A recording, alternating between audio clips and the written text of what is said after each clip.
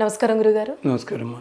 గురుగారు, ప్రతిరోజు మనం ఏ దేవుణ్ణి తలుచుకున్నా కూడా, ఏ దేవుడికి పూజ చేసినా మన జాతకంలో ఉన్న దోషాలు పోతాయి అంటారు. అసలు ఏ దేవుణ్ణి తలుచుకోవాలి మనం ఎక్కువగా? ఈ టైం టేబుల్ ప్రకారం దేవుళ్ళని తలుచుకోవడం అన్నది ఇది కూడా మనకి 20వ శతాబ్దం సగం నుంచి మొదలైంది. సగం నుంచి అంటే 1960 ప్రాంతం నుంచి మొదలైంది. ఆదివారం నాడు సెలవు గనక మనం ఫలానా గుడికి వెళదాం, సోమవారం నాడు శివాలయానికి వెళదాం, మంగళవారం నాడు నవగ్రహాల మండపం చూద్దాం, శనివారం నాడు వెంకటేశ్వర స్వామి. శనివారమా శుక్రవారం వెంకటేశ్వరకి ఇష్టం. శుక్రవారం నాడే కదా అన్ని ప్రధానమే జరిగేవి. ఎందుకు వచ్చింది అలాగే శనివారం నాడు ఆంజనేయ స్వామి గుడికి వెళదాం, గురువారం నాడు బాబా గుడికి వెళదాం. ఇలాంటివి అలవాటైపోయి నిత్య పూజ అన్నది మర్చిపోయాం మనం. అమ్మా, మీ కులాచారం ప్రకారం, వంశాచారం ప్రకారం పెద్దలు మీకు ఎవళ్ళ ఆరాధన చెప్పారో ఆరాధన చేసుకోండి. ఉదయం పూట శుక్రవారం ఉందనుకోండి, మనకి తెలుసు లక్ష్మీదేవి, దుర్గాదేవి, చేసుకోండి హాయిగా ఆ రోజుని, వద్దంటలేదే. శుక్రవారం నాడు విశేషం ఒకటి చెప్పారు పెద్దలు. అది కూడా ఒక 50 ఏళ్ళు నడిచింది ఆంధ్రదేశంలోను, తెలుగునాట, అంటే కంబైన్డ్ దాంట్లో. మన వంశాచారము కులాచారం ప్రకారం ఏది ఉందో అది చూడండి. ప్రత్యేకించి ఇప్పటికి కూడా పెద్దలంతా ఆదివారం నాడు సూర్య సంబంధమైంది కనుక సూర్యునికి సంబంధించిన ఉపాసన చేస్తారు, జపం చేసుకుంటారు, ప్రతిరోజు సంధ్యావందనాదులు చేసుకుంటారు. అలాగే శనివారం నాడు వెంకటేశ్వర స్వామి పేరు చెప్పడం అన్నది అలవాటైంది. నిజానికి శుక్రవారం నాడే.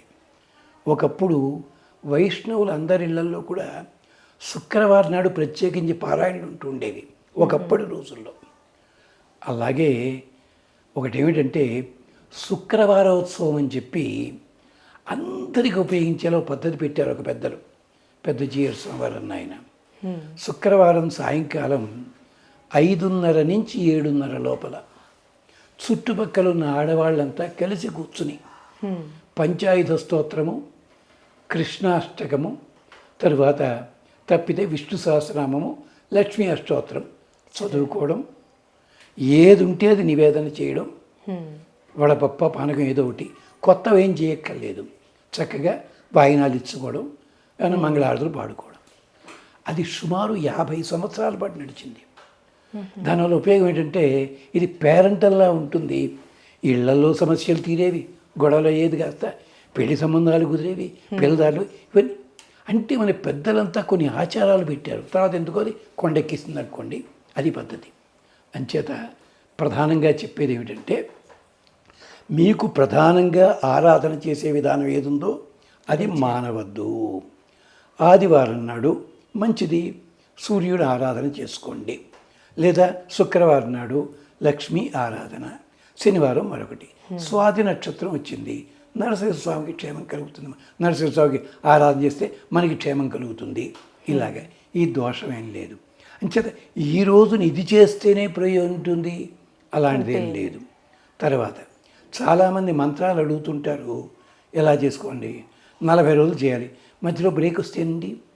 బ్రేక్ రాకుండా ట్యాబ్లెట్లు వాడి చేస్తున్నట్టు కొంతమంది ఆరోగ్యాలు నాశనం అవుతున్నాయి.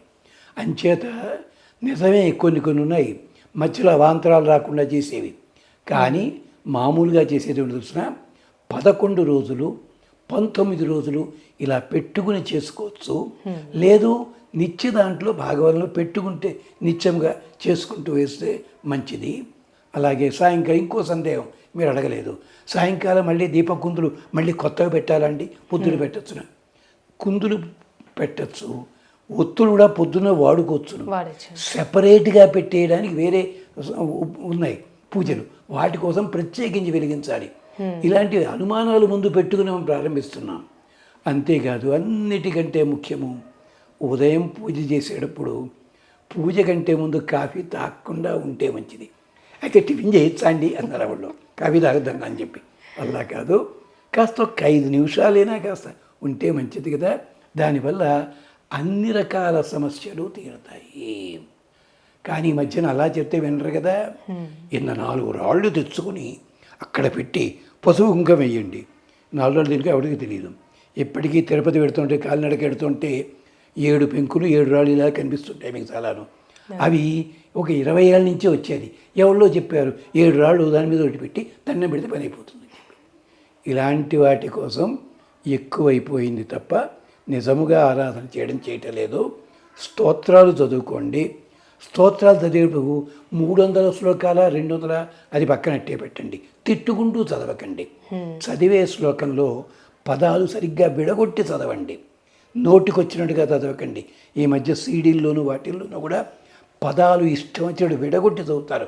స్ఫురత్సహస్రాల శిఖాతి తీవ్రం సుదర్శనం విష్ణు వినాశి అని వచ్చింది. విష్ణువు చంపేత సుదర్శనం అది కాదు. అది సుదర్శనం స్వామిది అలా అని చెప్పి అలాంటి పదాలు చూసుకోవాలి కదా. చూడండి పదం నాకే తప్పు వచ్చింది, చూసుకోలేదు కనుక ఒక అలాగా పదాలు. అలాగే లలితా శాస్త్రంలో కూడా 5 శ్లోకాలు ఉన్నాయి. అక్కడ చదవకూడని పద్ధతిలో చదువుతున్నాడు. ఎలాగా సంసార పంక నిర్మగ్న సముద్ధరణ పండిత. అమ్మవారు సంసారంలో పడిందా? సంసార పంక నిర్మగ్న సముద్ధరణ పండిత కలిపి చదవండి. అది అర్థం మారిపోతుంది లేకపోతేను. అదనమాట. అంచేత శ్రద్ధగా చదవండి, భక్తితోటి చదవండి. నైవేద్యం అన్నది ఏది పద్ధతో అది చెయ్యండి. వీలైనంత వరకు సాంప్రదాయ దుస్తుల్లోనే పూజ చేసుకోండి. అది మేము చెప్పొచ్చేది. చాలా చక్కగా తెలుసు గురుగారు. ధన్యవాదాలు.